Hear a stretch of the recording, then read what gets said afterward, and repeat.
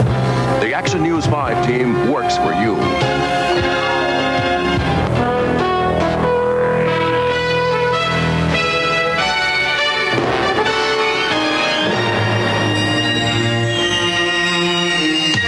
From WRAL-TV, this is Action News 5 Tonight.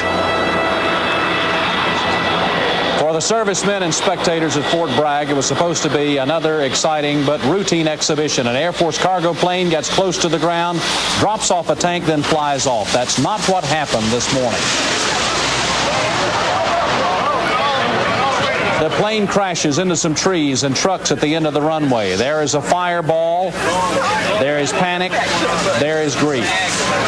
Good evening, I'm Charlie Gaddy. Adele Arakawa is off tonight. That tragedy today at Fort Bragg has left 5 servicemen dead, 2 others in the hospital. The Pentagon says tonight something just went very wrong, and it ended in tragedy. Nightside reporter Scott Hanson has been following the story this evening. He joins us now from Pope Air Force Base. Scott? That's right, Charlie. The accident happened at Fort Bragg, but the men on board the plane were stationed at Pope Air Force Base here.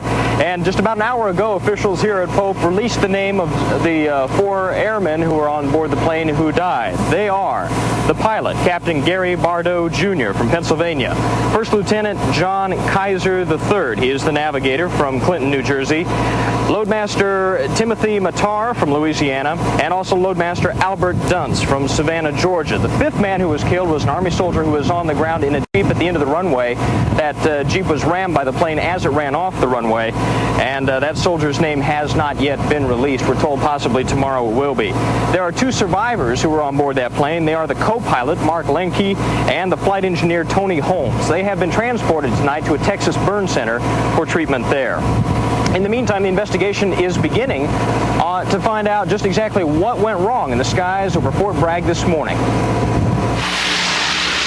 It was 10:15 in the morning when the C-130 was demonstrating an equipment drop to a crowd of military VIPs.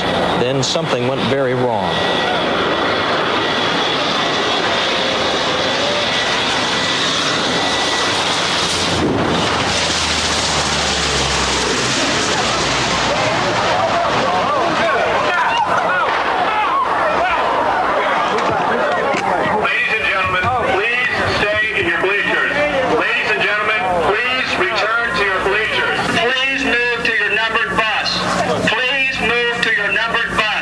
While the Army moved spectators out, the very first official statement hinted that the crash was indeed tragic.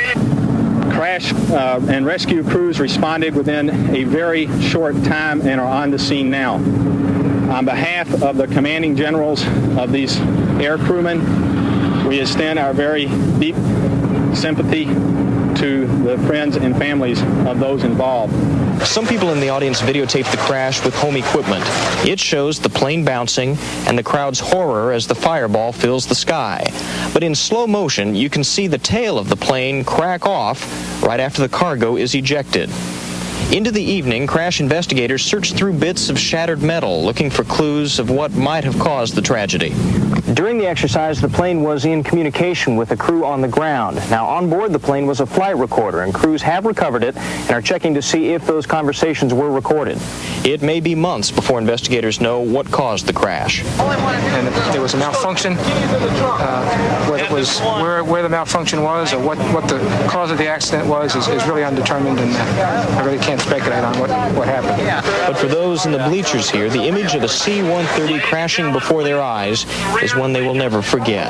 It was an experience. Yeah. And now the spokesman at Pope Air Force Base says there will be a memorial service held for the 4 men who were stationed here who died in that crash. So far, though, there are no specific plans for that, Charlie. Scott, as you mentioned, our reporters and photographers weren't the only people with cameras at the site of the crash. Other people took pictures with their home video cameras, and Nightside reporter Dennis Edwards talked with some of them. This is what John Lang, a guest at the ceremony, saw this afternoon. He was about 75 feet from the runway. 2 of his friends from Cary were sitting nearby. The extraction chute, or the pilot chute, looked like it got up into the rudder, and the plane at that moment made a hard right turn. He recovered from that, and then he started diving. My conjecture is that the drogue chute was a problem, and it put him into the ground. Lang says he was so busy shooting, he almost didn't realize what was going on. He and his friends say they left the field trembling. One said you could see something was wrong. You wanted to reach out and stop them in the sky, but you couldn't. Gentlemen, please return to your bleachers. Barry Echols used his camera to follow the plane from takeoff. He was with his two sons. He, like Lang, was trying to keep the plane in his camera lens. When I saw the flames and smoke, it was just devastating. You realized there were at least 5, 6, 7 men on board the plane, and it was certainly not a situation where everyone could have survived it. Both Echols and Lang believe the crash was just an isolated incident. They still admire C-130 cargo planes, but memories of this crash won't go away soon. Dennis Edwards, Action News 5, Raleigh. Delta Airlines faces questions tonight concerning what could have been a tragedy after one of its planes took off from Los Angeles yesterday. As Delta Flight 810 banked away from the airstrip, pilots turned off both the jet's engines. That sent the plane plunging toward the Pacific Ocean. Shaken passengers say the jet was skimming the water. With seconds to spare, the pilots got one engine restarted and pulled the jet upward. The National Transportation Safety Board said today the jet was about 500 feet away from hitting the water. Delta says the pilots were trying to shut down just one engine after an instrument malfunctioned. They're calling the close call an accident. It was just last week that Lewis Powell resigned from the Supreme Court, but tonight President Reagan has already nominated someone to fill his shoes. 60-year-old Robert Bork is a U.S. Circuit Court judge and Reagan's choice for the Supreme Court. Judge Bork is recognized as a premier constitutional authority. His outstanding intellect and unrivaled scholarly credentials are reflected in his thoughtful examination of the broad, fundamental legal issues of our times. Before announcing the nomination, Reagan's aides checked with key senators and concluded that Bork could be confirmed despite his well-known conservative views. Reagan says he'll try to rush the confirmation so there will be a full Supreme Court in October's term begins. As expected, the Supreme Court nomination is drawing strong reaction from both conservatives and liberals. Democrats, civil rights leaders, and abortion activists are warning that Bork's confirmation won't be easy.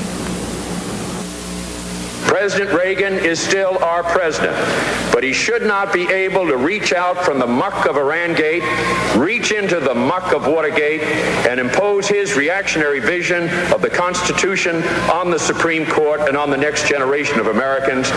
No justice would be better than this injustice.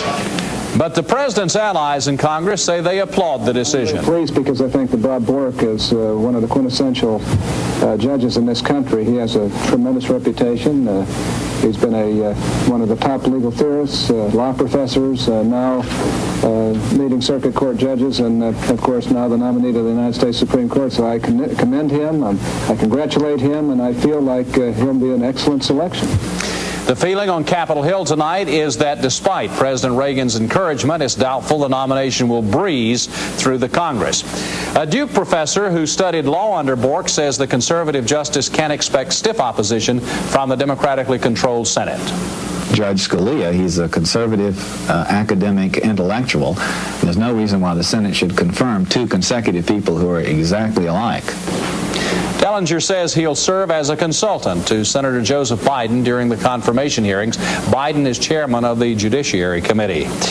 Tonight, Oliver North finally talked with Congress about the arms to Iran, money to the Contras deal, but he did it behind closed doors, and this is the first time North has testified under oath. He will be answering questions of who did what, who knew what, and who authorized what in the cash and arms trade. Sources say that one question North was going to be asked tonight was whether President Reagan knew about the secret dealings with the Contras and Iran. Still to come on Action News tonight, a deadly tiger mosquito is spotted in North Carolina. A courageous 11-year-old completes a cross-country trip, and it's a little easier to travel to Chapel Hill tonight.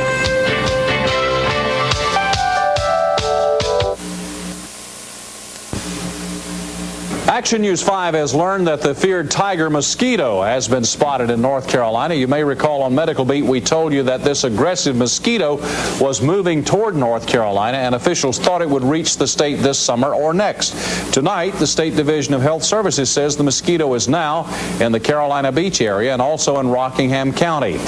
Health officials say the mosquito is usually found in tires or standing water. It can transmit illness and even deadly disease. Wake Medical Center's surgery staff is waiting tonight to hear if the hospital will require mandatory AIDS testing for all surgery patients. This morning, the hospital's Joint Conference Committee met behind closed doors to consider a plan that would mandate AIDS testing. The hospital surgeons unanimously recommended that testing become a part of hospital policy. Word tonight that the fight is back against bugs. The strain of tobacco has been created genetically that will actually cause and create its own insecticide. The report is on the new tobacco is out in tomorrow's British Journal of Nature, and there's no word yet on whether that tobacco will be marketed in North Carolina. Tonight, people from all around the country got a treat in Cary. It was the 10th annual Drum and Bugle Corps competition, and 7 groups competed in the event, some as far away as Canada.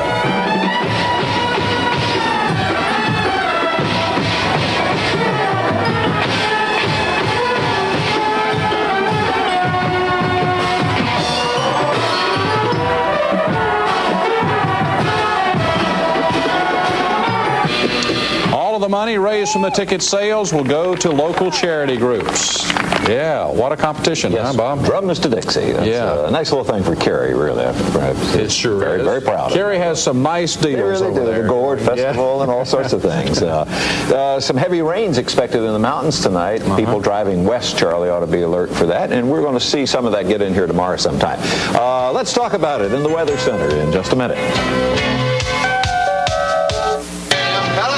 Sheriff, glad to see you. You be fooling with kids, you know. Deputy, we can explain this. We're here to do a special news series on North Carolina towns like yours. Let's run him in, Andy. Well, now, that may not be necessary, Barney. Deputy, maybe you'd feel better when you see us visit the 5 towns most like Mayberry on Action News. I feel a lot better about you, too. Well, good. We'd be pleased to have you join us for Where's Mayberry on Action News next week at 6 on WRAL-TV 5. Been nice meeting you.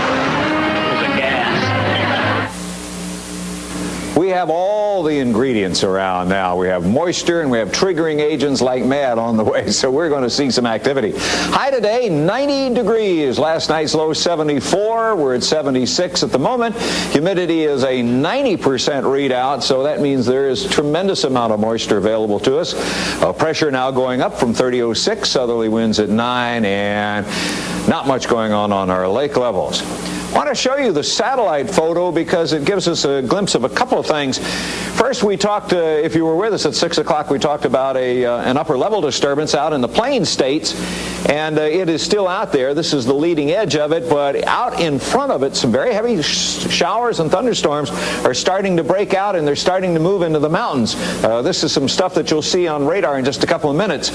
Some of this activity in the mountains is quite heavy rainfall, so if you're driving west, you should be alert that some of this stuff could cause some urban flooding up there. Now, this stuff is on the way in North Carolina, and we're going to see a lot of it scattered in and out tomorrow with clouds here and there. So we ought to get some good rains. We don't think it'll be the severe kind of storm, but we do think it'll be enough to give us some rains that we've really needed for a couple of months now. Okay, let's move on and take a pick radar, and we've done a time lapse for you now over the last 2.5 hours or so, since 9 o'clock this morning. Now, you can see the stuff coming up out of South Carolina going towards the triangle. It's starting to fade out. In the foothills and going up towards Winston-Salem near Greensboro up in Virginia, it is hanging in there. It is really tough, and some of it is quite heavy, what we call level 3s and level 4s, and this is a tremendous amount of rain, and this stuff is boiling up. So I wouldn't be a bit surprised that maybe sometime during the night we might see some activity get in the triangle area. Now, we go to tomorrow, and we see a cold front sagging down very, very slowly on us. It's not going to go through us, but the close proximity, the heat of the day, the moisture, and what's left of this upper level disturbance. So we're going to see some showers and scattered thunderstorms tomorrow. There is no doubt about it. They ought to continue on into Friday. Then another cold front coming out of the northern plains will get us sometime this weekend with more activity. But the best news of that is the air behind it is much drier and a little cooler. So maybe by Sunday or Monday, we ought to see a very, very nice break in this humid condition that we're in. And if you were with us also at 6, we showed you that humidity is good for us in a way because it does trigger some much needed rainfall. 70s, fairly uniform. We're at 76. However, over at Asheville, it is 69 degrees. So we're still saying a chance of thunderstorms or a chance of a thunderstorm overnight tonight in our immediate area with the overnight low 72. Tomorrow morning, partly cloudy. The atmosphere is going to quiet down a little bit. And then as we get on into the heat of the day and all of these systems converging on us, then we are going to see scattered showers and thunderstorms, mainly the afternoon and evening kind, although they could break out at any time and at any place. High tomorrow, 85. Chance of thunderstorms continuing tomorrow night, and the extended forecast gives us a really good look.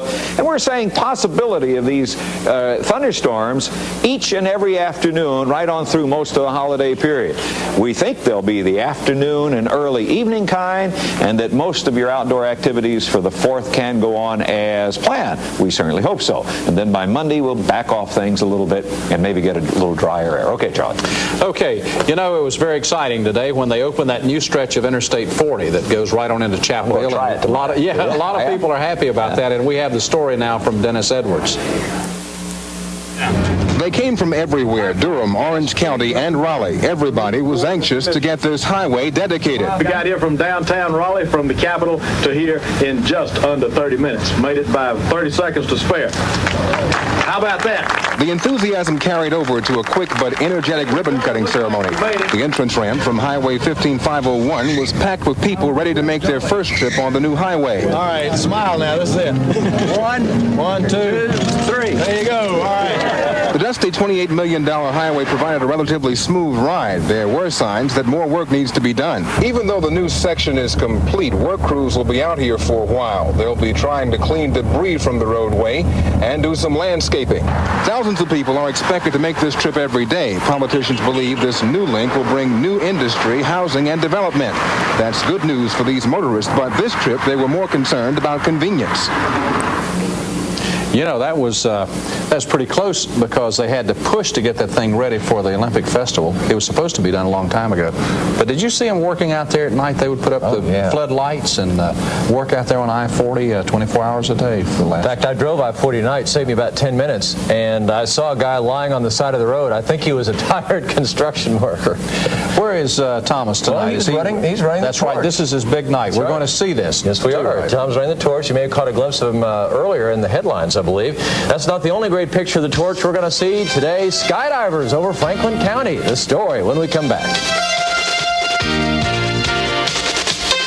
No doubt you're wondering, where's Tom Suter? Well, the last time we saw him, he was running the torch in Rocky Mount. There he is, our own Tom. Good crowd there for the annual 4th of July celebration and the coming of the torch. Now, Tom took a handoff from Alan Hennett, and Tom was supposed to hand it off. There he is, yeah, he's toughing it out. He was supposed to hand it off to Jim Dickens with the Chamber of Commerce. Tom had such a good time, he almost missed Mr. Dickens, but just did catch him, and he passed the torch along to Mayor Fred Turnage. All right, good time with the torch tonight in Rocky Mount. Earlier today, the torch moved for the first time by air. This was the scene at the Sport Parachute Center between Franklinton and Lewisburg as Paul Thayer and his crew of divers brought the torch on down, unlit of course, and then they put the fire to it, and it was pretty exciting. There it goes. Fire. Perfect. Paul, tell us how it was. Beautiful. Couldn't be done any better. I got it. It wasn't hard to carry at all. No, it's easy to carry, easy to handle in free fall. The transition, the pass went very smooth. Very smooth. We enjoyed it. You ever wonder what something like that looks to a skydiver? Well, hang on. These pictures were taken by Ivan McGuire, one of the men making the jump today. Ivan had an 8mm video camera strapped to his head. Good picture here of Kim Whitaker passing the torch to Paul Fayard. They joked about not dropping the torch, and they didn't, luckily. Good show. Oh, that's pretty. Good show up in Franklin County today. Now, the torch will spend several more days in the TV5 viewing area before moving on towards Charlotte on Monday. At Wimbledon today, Jimmy Connors pulls another win from out of the hat. Yeah, yesterday Jimbo goes 5 sets. Well, after that grueling match, he today beats Yugoslavia's Slobodan Živojinovic. Jimbo in the semifinals after a win of 7-6, 7-5, 6-3. Connors will play Pat Cash, other semifinalists Yvonne Lendl and Stefan Edberg. Now, in women's play, Chris Evert advances to the semifinals today. She has things pretty well under control all the way against Claudia Kota-Kilsch. Chrissy wins it 6-1, 6-3. Can't win much smoother than that. Now, others in the women's semifinals, and this is a great field. There are no 4 better players in women's tennis than these, that's for sure. Chris Evert, Martina Steffi Graf, Gabriela Sabatini. Should be a great round of 4 in the All Englands. Let's go to baseball. High drama tonight in Olympic Stadium. The Cubs trying to gain some ground on the Expos. It's a 0-0 game late in the game, and Jerry Mumphrey comes up one swing. There goes your old ball game. It's out of here. The fans in Montreal see it go Chicago 1, Montreal 0. Also in the National League tonight, we've got Cincinnati going against old foe Houston. Ron Oster right there. It's going to take care of a couple of runs. Cincinnati leading 4-3 over Houston. That game now delayed by rain in the 7th. All right, other National League games. It's Philadelphia beating Pittsburgh 11-4, Atlanta 8, San Francisco 3. Mets leading the Cards in the 6th. San Diego 1-0 over Los Angeles after 3. In the American League, those Oakland A's continue their tear, at least for a little while. Reggie Jackson continues his tear, gets a home run tonight. At his age, still hitting the long ball. We said they were on a tear. Chicago rallies in the late innings, ties it, and in the 10th inning, Chicago wins it 5-3 White Sox over the A's. Also in the West, Twins go at it with Kansas City. George Brett, the 3-run home run, going. Yeah, it's way out of here. George Brett has staked Kansas City to a temporary lead over Minnesota. That game now in the 7th inning. Kansas City 3, Minnesota 2. It, too, not finished. Let's look in on the American League scoreboard. Yankees beat the Blue Jays, coming from a 1-0 deficit. They rallied to win. In 12, Milwaukee pastes Detroit today, 13-2. It is Boston 6 and Baltimore 2. California 10, Cleveland 5, Texas 7, Seattle 2. That game after 6. Carolina League, Durham Bulls jumped to a 2-0 lead over the Salem Club. Then the rains came. Durham has that lead washed away. They'll have to make that game up. Appalachian League, Kingsport 6 and Burlington 1.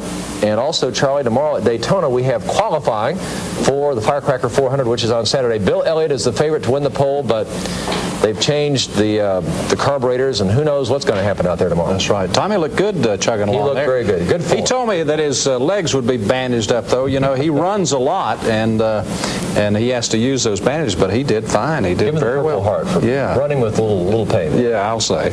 You know, last week we told you about an 11-year-old who took to the skies to become the youngest pilot ever to fly across the country. Well, today, John Kevin Hill achieved his goal. He left Los Angeles last week with his flight instructor by his side. He is not old enough to fly alone, but that didn't bother Kevin. He landed in Washington, D.C. this afternoon. There he is, and right now, there is no category for transcontinental flights by youngsters in aviation history. But even though he may not make the record books, he will make the news, as he's doing right now. And for the next while, Kevin says he might think about taking a trip around the world, but he wants to wait just a few years, at least until he's a teenager. John Hudson with the first news at 6:30 in the morning. I'm Charlie Gaddy. For all of us, thanks for watching. Good night.